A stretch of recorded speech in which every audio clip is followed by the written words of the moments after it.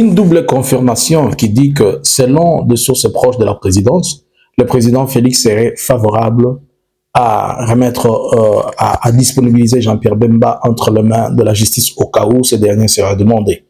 De la même, cette version a été confirmée par la sortie médiatique de député national IDPS, M.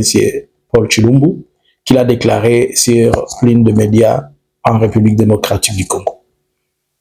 Est-ce que le président lâche son ami, son allié, ou il a fini de l'utiliser? Bonjour, bonsoir. Nous vous saluons de partout où vous êtes en train de nous suivre. Nous, c'est Analysons Congo. Nous venons ce matin pour essayer d'analyser avec vous un élément qui est important de l'actualité. Et nous voulons essayer de partager avec vous. Likez, abonnez-vous, restez connectés et surtout ne manquez pas de nous laisser un commentaire positif. Nous prenons nos quelques minutes pour analyser ensemble ce qui est en train de se passer.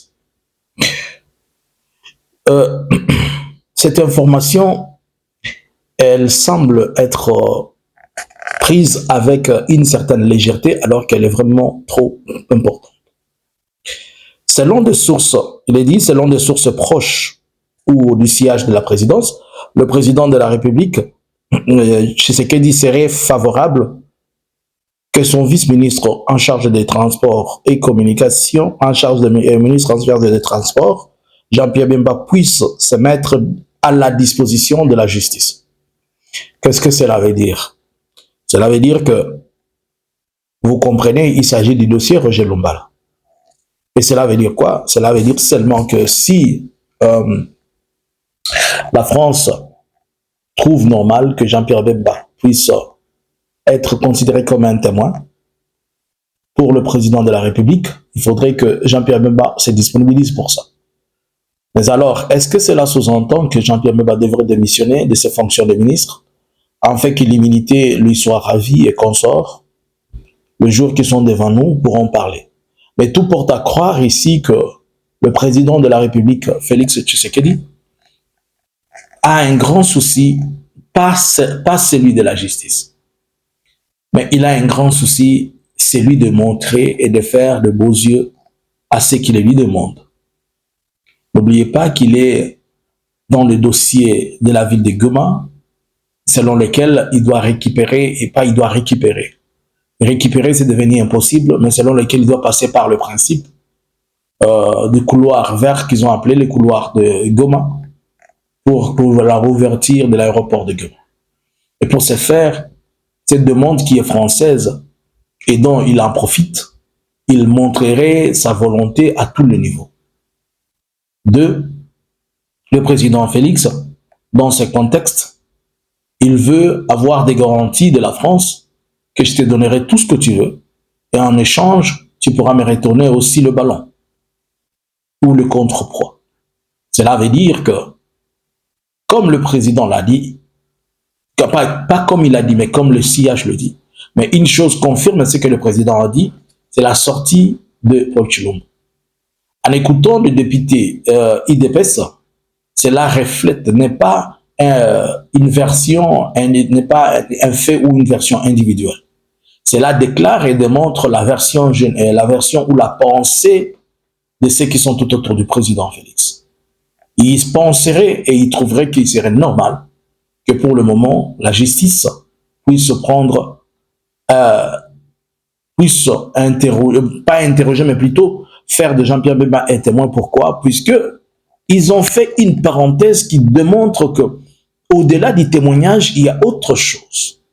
Il a dit, je cite, celui qui a fait des crimes, ou bien celui qui est reproché de quelque chose, si la justice a besoin de lui, il faut le permettre. C'est pour autant dire que si la justice pense aller loin avec lui, la RDC ne va pas s'y opposer. Félix ne va pas s'y opposer. Et je parais comme quelqu'un qui avait prophétisé dans l'analyse où je disais que je ne vois pas le président actuel n'est pas donné Bemba aussi si on a besoin de lui. Je ne le vois pas. Quelque part, je ne sais pas si vous avez vu les dernières images de Jean-Pierre Bemba au stade, le jour où le léopard était accueilli. Il était tellement triste à lui-même qu'à les regarder, je me disais, mais ces messieurs, ça ne va plus. Il a compris aujourd'hui que avec Félix, c'est toujours qui perd gagne. Tu joues avec lui, mais au finish, tu finiras par perdre. Et dans ta perte, c'est lui qui gagne. Bemba a tellement usé de tout ce qu'il était pour protéger, si on peut le dire, garantir à la fois son ami, son collègue. Ils sont des amis, des enfants qui ont grandi presque dans le même quartier. Tout ça, ils se connaissent, leur papa et machin, machin. Mais ils se retrouvent aujourd'hui l'un chef, l'autre collègue, et auparavant l'autre était chef, il était ceci.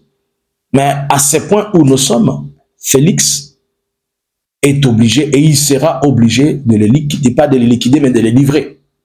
Pour lui, ça serait à la fois une réponse. Comment? Ça serait un moyen de pouvoir s'en débarrasser. Car on connaît et on sait tous que dans la personne de Jean-Pierre Bemba, la pensée d'être toujours à la place de Félix n'a jamais quitté son corps. Et si Félix trouve cette brèche, qui est la porte par laquelle on doit faire l'exit facilement, il doit l'exploiter. Donc ça ne peut pas, ça peut étonner seulement ceux qui ne comprennent pas, mais quand vous lisez, vous comprenez. D'autant plus que aussi, depuis que Jean-Pierre Bemba était ministre de la Défense jusqu'à aujourd'hui, il a tellement de choses à être reproché.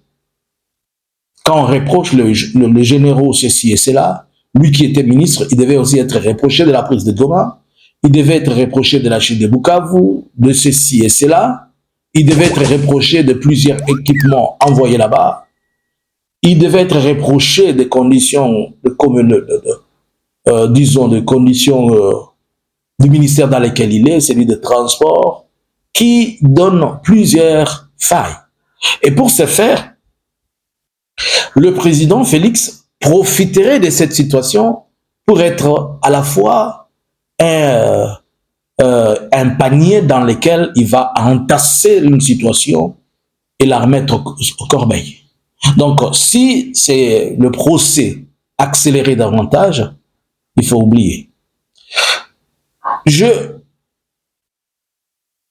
Quand j'écoute le député Pochilumbu dire que il n'y aura pas des élections tant que la guerre n'a pas encore fini, c'est puisqu'on est en train de parler de tout cela qui peuvent être des potentiels, pas seulement candidats, mais des potentielles personnes qui penseraient qu'il faut mettre à l'écart le président pour qu'il prenne le pouvoir.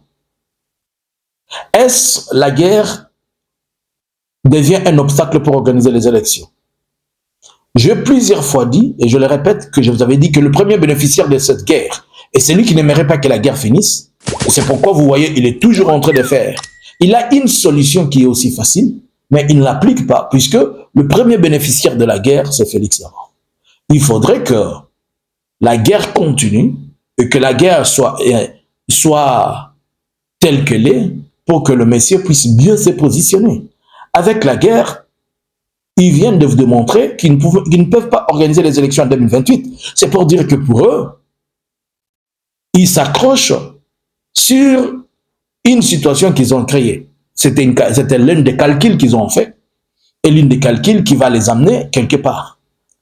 Cependant, ils s'appuient sur la situation de la guerre pour dire qu'il faut appliquer l'article 70. L'article 70 qui n'a rien à voir, mais l'article 70 dit seulement que le président reste en poste jusqu'à ce qu'il y ait élection d'un nouveau. L'élection d'un nouveau si les élections sont organisées. Mais ici, ils sont en train de parler de ne pas organiser les élections, puisque la guerre, elle est là. Mais on va se rappeler que c'est sous le contexte de la guerre. On a organisé la guerre en 2010. C'est sous le contexte de la guerre quand ont été organisées les élections en 2018, ainsi qu'en 2023.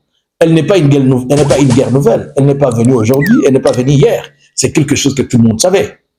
Donc, me dire, c'est puisque après avoir évalué et après avoir remarqué que les négociations, on risque d'amener les gens vers les élections, et quand il y aura élection, quelqu'un va perdre. Le dialogue, on risque de nous amener tous vers les élections, et s'il y a les élections, quelqu'un va perdre.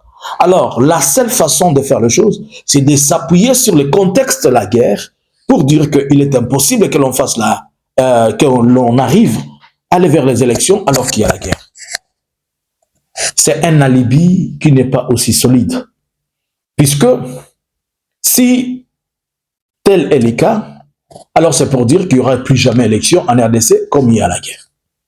Où serait maintenant l'opposition qui prétend que leur voix, c'est une voix qui amène à être auditionnée, écoutez.